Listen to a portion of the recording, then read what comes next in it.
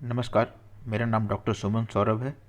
मैं orthopaedic surgeon हूँ और आज हम बात करेंगे गर्दन के दर्द के बारे में। तो ये बेसिकली उन लोगों में होता है जो कि ज़्यादातर कंप्यूटर का या वीडियो मेकिंग डिवाइस का इस्तेमाल करते हैं, या फिर जो ज़्यादातर ऑफिस वर्कर होते हैं।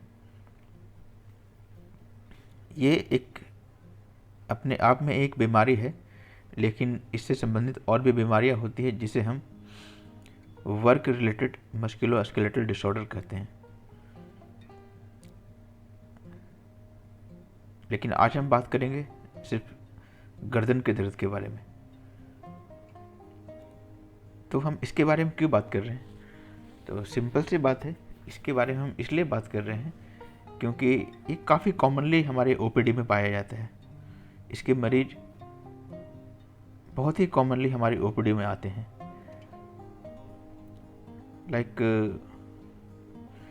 अगर हम एक इंसिडेंट्स की बात करें पूरी दुनिया में, तो ये किसी भी व्यक्ति के जीवन में 70 to 80% केसेज में ये मिलता है। इसके अलावा अगर हम हर साल की बात करें तो एक नॉर्मल पॉपुलेशन में यह 17% लोगों में मिलता है, और उनमें जो कि कंप्यूटर का इस्तेमाल करते हैं उनमें ये 35 से 55% लोगों में मिलता है। तो इन सब आंकड़ों से आप पता कर सकते हैं कि कितना आम है। तो अब हम जानते हैं इसके कारण के बारे में। यह बहुत सारे कारणों से संबंधित होता है, जैसे कि हमारे आसपास के वातावरण, हमारे खुद का व्यवहार, प्रतिदिन की दिनचर्या, इसके अलावा हमारी मानसिक स्थिति, इन सब को मिलाकर के ही इस दर्द के होने की संभावना होती है। जैसा कि हमारे खुद के व्यवहार के बारे में बात करें तो हम देखते हैं कि यह उन लोगों में कॉमनली होता है जो कि सिगरेट या बीड़ी पीते हैं, या फिर खास कहें कि तो महिलाओं में ये 2 गुना ज़्यादा होता है एक पुरुष के मुकाबले। गर्दन के दर्द के होने की संभावना उनमें ज़्यादा होती है जिनमें ये बीमारी पहले से ही होती है और बीच में ठीक हो गई होती है। इसके अलावा जब हम ऑफिस में काम करते हैं तो हमारे बेंच का स्ट्रक्चर, कंप्यूटर का हाइट और हमारे बैठने का तरीका, ये सब चीज़ें भी इस चीज़ को प्रभावित करती हैं। जैसे कि अगर कंप्यूटर की हाइट जो है हमारे गर्दन के लेवल से ऊपर या नीचे हो तो गर्दन की मांसपेशियों पे तनाव पड़ता है। इसके कारण दर्द के होने की संभावना ज़्यादा हो जाती है।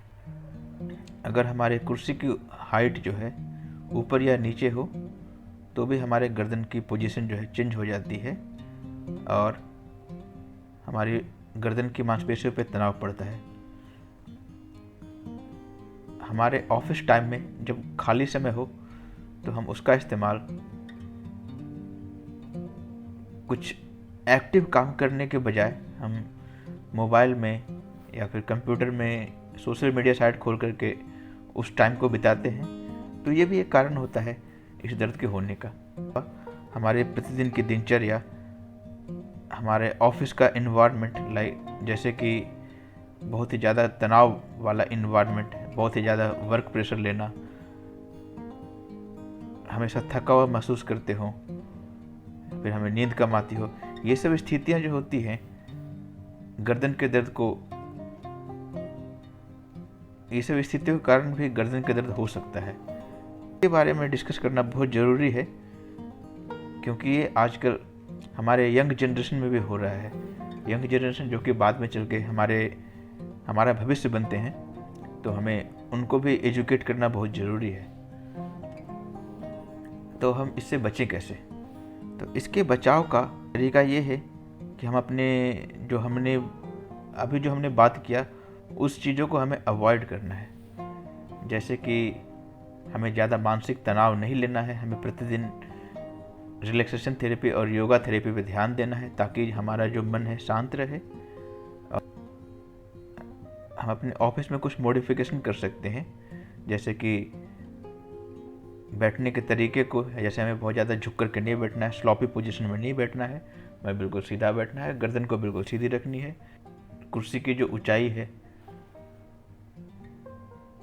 इतनी रखनी है कि हमारा गर्दन जो है झुके नहीं, और कोशिश करें कि हम ज़्यादातर डेस्कटॉप का इस्तेमाल करें, क्योंकि लैपटॉप का इस्तेमाल करके हम अपनी गर्दन को नीचे झुका करके रखते हैं।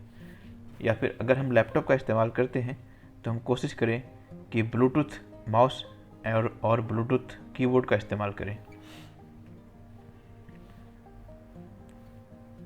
हम कोशिश करें कि हम स्मोकिंग नहीं करें, और खाली समय में हम ध्यान रखें इस बात का कि हम कुछ एक्टिव काम करें, जिससे कि हमारी मांसपेशियों में खून का दौरा बढ़े और ये हमें जो इंटरनल हीलिंग है उसमें सहायता मिले।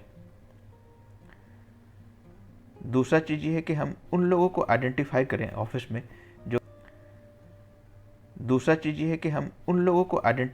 ऑफिस में जो कि इस दर्द को जिनमें इस दर्द के होने की संभावना ज़्यादा हो, जैसे कि जिनमें ये दर्द पहले से ही होता हो, या फिर जिनको कुछ और भी बीमारियां हों, जैसे कि गठिया की बीमारी या फिर शुगर की बीमारी।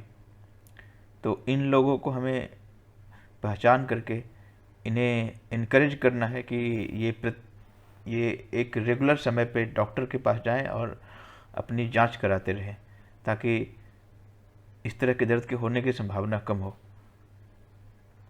तो ये वीडियो देखने के लिए धन्यवाद। अगर आपको अच्छा लगे तो आप इसको शेयर करें। आप अपने सवाल कमेंट सेक्शन में डाल सकते हैं, जिसको देख करके मैं उत्तर दे सकूं। धन्यवाद।